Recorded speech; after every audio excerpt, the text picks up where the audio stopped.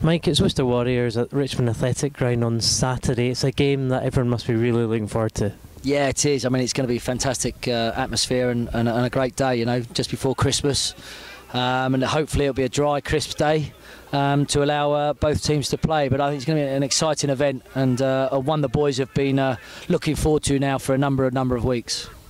What can you expect from Worcester as a side? I mean, they've only lost one game this season. That was in week 1 against Bristol, and that was really in the last few minutes of the game. So they're a very good side.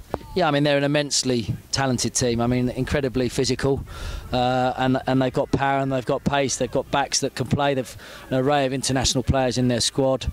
A fantastic coaching team and unlimited resources. So, you know, probably in my eyes, I'd probably see them as the form team in the championship. Although I know they don't sit at the top, but you know, they're hugely resilient, and I think we've got to be on the money because it's going to be a hugely physical affair this Saturday afternoon, and one that we have to be right up for. I've certainly noticed in training this week a real step up in focus and determination. I watched the forwards train earlier, they're like really up for it. So, you know, it's all hand to the pump, so to speak. Yeah, and it's going to need to be because we're under no illusion, you know how good this Worcester team is that's coming to the rag. So, you know, that breeds kind of enthusiasm, it breeds energy. The underdog tag's there, we're on the journey, and we're trying to be contenders to be in the top 4, and Worcester are in our way, and we're eager to try and take their scalp, and they'll be eager to stop us from doing so. So yeah, it makes for a fabulous occasion and potentially a very bubbly, lively game. People like Mark Bright will be back from his sevens duties in South Africa for England, and Adam Kwasnicki, the club captain, will be back in the mix as well. People like James Phillips and Neil Bess. This is the kind of game that these boys really need to stand up and be counted.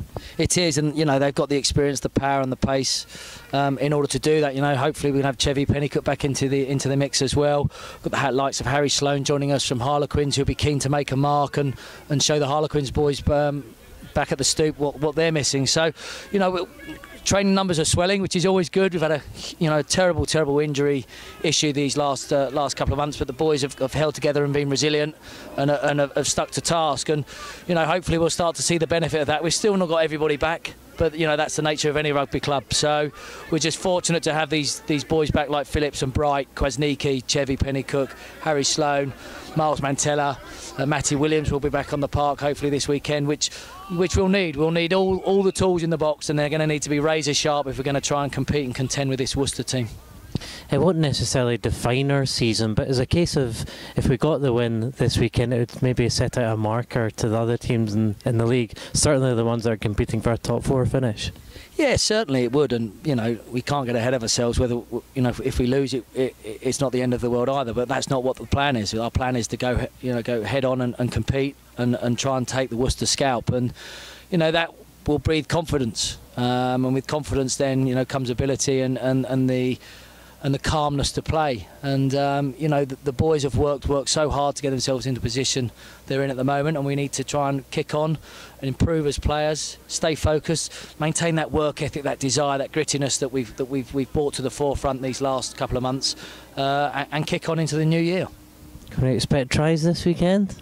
I hope so, and I hope they're with the London Scottish Griffin. But you know, I think I'm hopeful that if it stays dry and it stays crisp, it'll be a great afternoon's rugby. You know, Worcester can play all types of game as well. They can play a driving game, they can play a fast wide game, and hopefully both teams come out with a positive attitude in attack. But also, as I said, I think defence is going to be massive in this game. You know, defensively, both teams are going to want to assert themselves on each other and make sure they're putting the hits in and finishing and completing those tackles. So you know, I think it'll be entertaining and exciting and full on both sides of the ball. Halfbacks will be key again, especially if the weather's not very good in terms of managing possession and territory. Something we maybe struggled with against Ponty the weekend. Yeah, I mean, you know, it's always work in progress. That for all halfbacks, they kind of get all the responsibility, and rightly so. They're the show ponies of the team. They think they're the bright ones. But you know, the kicking game will be important. Accuracy of kicking, and both teams have got great halfbacks that can do both that. And it's about focusing on actually delivering in the heat of the battle. And you know, we're going to have to make sure that we're able to do that if we're going to be kicking, and then make sure that the chase is equally as good. Just finally, it's the last game of 2014. Mike, how would you look back at the last 12 months of the calendar year, another year of progress for London Scottish?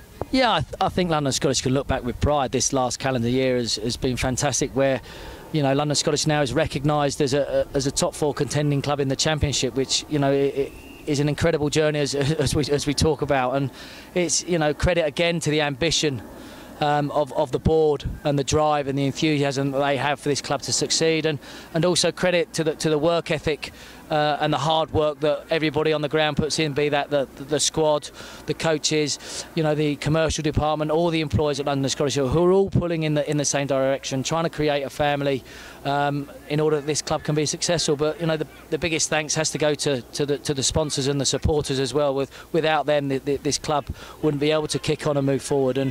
And all we want to do is try and do justice for them in this last game in 2014. Good luck on Saturday. Thanks a lot.